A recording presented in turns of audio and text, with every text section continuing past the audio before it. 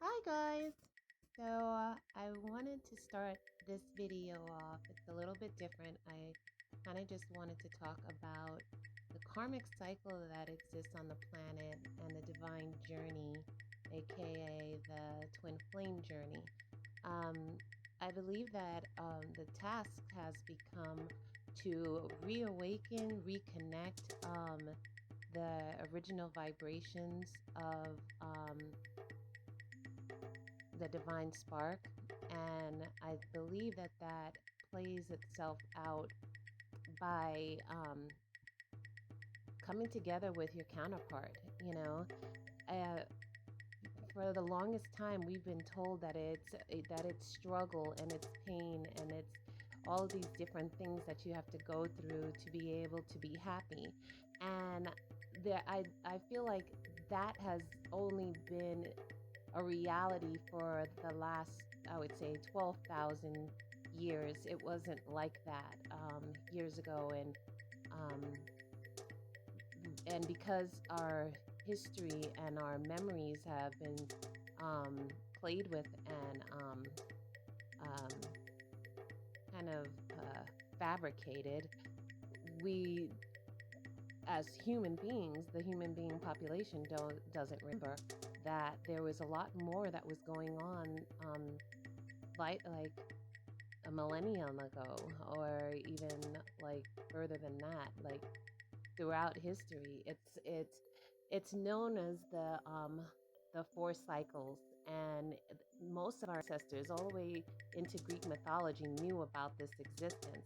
It wasn't until more recent, once the dynasties left, that people started forgetting that, and then it became a matter of just controlling the populace because most of the people didn't remember. What wasn't understood or remembered is that there is a divine cycle, okay? And so the divine cycle is completely different from the everyday, normal human beings that have just repeatedly played the karmics and reincarnation cycle. They've just kept going in this reincarnation cycle. Once you're born, you're programmed, and once you're programmed, you stay in that program until you die. Okay, so that you never really remember that there's more to it. But the divine cycle is different. It started off when when Shakti and Shiva declared that they were going to make sure, once they created the this universe, the duality universe, that there would always be an opportunity for the union to take place. Okay, and so the reason that we have love stories, the reason that we have mythology of ancient love stories, and the reason that we still do it all the way up into cartoons and movies to this day, romance movies, the reason that those all exist is because this is part of the divine spark. It's something that has been placed inside of us. It is to be ignited, and once we come into balance with our own challenges and the karma that we created through centuries of being on this planet, then all of a sudden we have the ability of transmuting that. Okay, so it wasn't like this in the beginning. It became like this, and now it's become part of our cycle until we complete this stage, which is the ending of the 25,592 of 96-year cycle, which is what we're in right now. I believe that when humanity lost their memory, um, the earth started taking the penalty.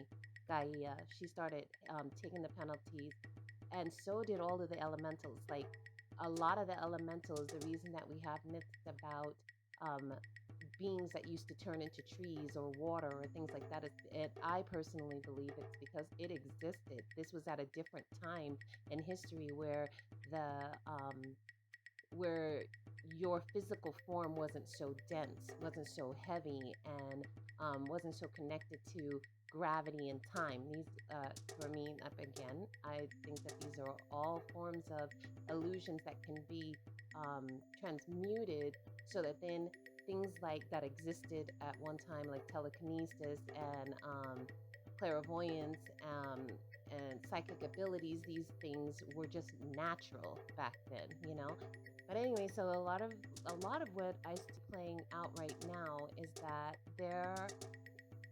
there are stories that there comes times in history where Shiva will come back, or where uh, whoever the divine god is that was being worshipped at the time, or had the most influence at the time, was known by that name to come back at a particular time in history when everyone needs to wake up, okay, and when the union needs to come into play. And when I say Shiva, we need to understand that Shiva and Shakti are one being, okay? They're the yin and the yang, the positive, the negative, the magnetic force, um, the they are us. They're the original atom. They're the original creators of all of the universe and every universe that exists. They're counterparts of each other. You know, so when I say Shiva, I truly mean Ama, and that's because Ama is the male and the female aspect, or Shiva is the male aspect, and Shakti is the female aspect. Um, so, what I feel is a wonderful story that we should learn about is a little bit about the human history um, that began once a civilization was established on Earth, um, at least a billion years ago. This was the civilization of Mu, and the descendants of Mu exist still on this planet, and that's a known fact, you know. And then there, from Mu, it became Lemuria, and from Lemuria, it became Atlantis, and then we have Egypt, and then we have Greece, and then we have, so we see how it's kind of layered itself out with don't forget the Mesopotamians and the Anunnaki and all of these different beings. But there was a point where history was tried to be replaced with fabrication because it's better to rule people who don't understand and don't remember than to try to rule people that do. And I kind of go a little more into detail about that. But I just wanted to start this story off by explaining that we're in the middle of a karmic cycle for the planet, okay? And there are individuals that are here as warriors for the divine spark, or the divine parents, our divine parents. And they've come here specifically to be able to help those around them remember. They're usually known as indigos, or star seeds, or light bearers, rainbow children. They're known to have their spark already in them when they're born. They have memories, they have frequencies, they're very connected to nature. They're not very connected to the way that the society has been programmed to act. They usually rebel against that. And a lot of people find them to be difficult. But we come to find out that they're playing a pivotal part, because just by questioning the way that this program has been created, it's bringing back the memory that this is an illusion, and it's putting it back into its correct perspective. And I feel that once we start talking a little bit more about what that is and what that looks like, and why sometimes when you're with somebody, you can just feel it's not right, you know, and there's a reason for that. And I just want to be able to share that with you guys. I want to take the belief that stories like Cinderella, and like any kind of story that existed about a true love, a true love's kiss, a true love belief that you can meet that right person that is just as balanced as you are. Um, these are things that even inside of India, there was a period where they were training people that, you know, before you could even possibly get into a relationship, you had to be completely whole as an individual person. And then you looked for a spouse, because you, by being completely whole within yourself, loving yourself, connecting with yourself, you don't lose sight of who you are. And that eliminates their karmic um, cycles that can be presented when you come into contact or when you get into a relationship with someone that you're not supposed to be with. And that usually happens when you're searching for something outside of yourself instead of recognizing what it is that's inside of you.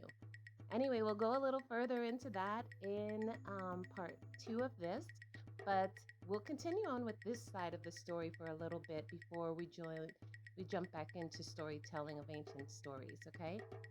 And the main reason for that is because I want us to understand that when we're sitting back and we're questioning and we're saying this doesn't feel right, or when we're saying this feels so perfect that it can't be right, we need to understand why that happens to us. And we need to understand the challenges that we're working through for the planet to overcome.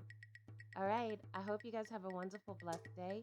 Thank you for your support. Thank you for coming to the channel, and I'll talk to you soon. Bye. Hi guys. Okay, so this is going to be part 2, and so again, I'm doing a little more channeling, and I wanted to share something with you. I don't know how many people are aware that there are stories, ancient history stories about when humanity were, where humans were androgynous beings that walked on the earth. This is back in Mu, so before Lemuria, before Atlantis. We're talking about some of the first beings that came onto the planet. They were androgynous beings, and they understood. They were the our descendants. Okay, the divine spark of the divine mother and father spread out all across the universe. These were those sparks, and these sparks had the ability of separating themselves as well as staying unified. But they they're they for the most part stayed unified. Energy field, just light bearers, light energy. Okay, different color energies, but they were energy. Okay, and when they decided that they wanted to experience the human the ability, what we call now, to separate ourselves and just be appear to be one physical form. When they started, when their physical, when their angelic form started to become more dense, because of the energy fields around the planet, it has a little more dense. Um, that density gave them the ability to shape shift and gave them the ability to do other things. But they also had the ability to transform. So there was a way to be able to become physically intimate that wasn't the way that it was in on a spiritual plane. So it was kind of exciting to be able to become physical, dense in your energy, become a little bit more matter here, so that you could experience that what that union felt like. And there's actually a whole history that before one of the first deluge, the floods that happened, um, these beings were happy, but they were, because they had been on the earth for so long, they were starting to lose some of their abilities to transform back into their original crystalline state. Okay, and that when the flood happened and some of the memories were wiped out, because the planet has a cycle that she does every 26,000 years, from golden age and then out of golden age. Okay, so into golden age, out of golden age, and the experiences that you go through when you do that. And so when they were coming out of that stage, what was said is that right directly after that deluge happened and people lost some of their memory, um, there was another there were other beings that saw an opportunity to kind of use that blockage of memory as a point where they could mess with the physical form, the DNA of some of these beings, okay, and turn them into a lesser form of themselves, okay, so that they didn't have the memory of their full self as a whole being, okay. They only had fragments of it, lost memory. And so through that, they've been able to, after generation after generation after generation, complete, like nearly wipe out the whole memory altogether. So when the journey comes back in, which is where we are right now, where that that original spark or the original energy beings, um, the ones who had left already, saw what was happening, they agreed to come back, okay, to reignite that memory. And this is something that happens. It's like I said, there's a cycle that does this, okay, but it's each time it's to wake up a higher consciousness, and we're at the pivotal point of that consciousness, where we're going back into the golden age. So that memory is coming back into us, of that. And some of us didn't forget it, because we came back specifically to help with shaking that memory back into to this cycle, um, of awareness and awakeness. And so, um, I think if you haven't heard about these stories, one of the things that I feel is really important, because when we go on this journey, we start learning about sound, vibration, energy, geometry. As a lot of people who know me as an artist know that I do digital artwork, which is algorithms that have to do with the golden ratio. So it's pulling into. I do a lot of geometric art as well. So um, you go on this spiritual search and the spiritual memory, because you're really connecting all of it back together again. As I said, we are the awakening of the for the entire planet. Okay, this journey, the divine journey, or the twin flame journey. It is the awakening for the karmic activity on this planet, to snap out of it, to transmute it, to step uh, step into your next higher consciousness, your next stage, okay? And you're not supposed to live in this one. Your one is created with a whole bunch of illusions that are not necessary anymore. And so this is really fun time, and this is just part two of the part one, divine journey, our divine journey, twin flame journey. Um, but I wanted to tell you that, and like I said, I'm gonna go into Shakti and Shiva next, okay? Just to go tap into that, touch that a little bit more in depth. But I wanted to share this part of the video, and I was able to hear that part of the message, and I wanted to relate it to you. So I hope you have a great, wonderful day. We are in Cancer season. I am Cancer Leo. I'm born on the cusp, so I'm very excited because I become an extremely energetic being